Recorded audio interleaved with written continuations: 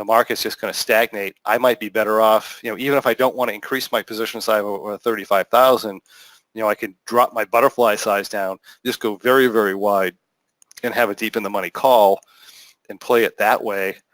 That's going to perform best if the market just kind of stops and volatility skews return back to normal. If it grinds up, this is just a risky position to be in either way, unless you take it and you put it horrendously positive delta. So I could come in here and take that risk out of this. I'd probably have to come in here and go have it look something like this, in which case I know I'm going to get a T+0 line drop if it goes up and volatility drops. I know if it comes down, it's probably not going to be as bad as the software shows, but I am putting a lot of risk now to the down move.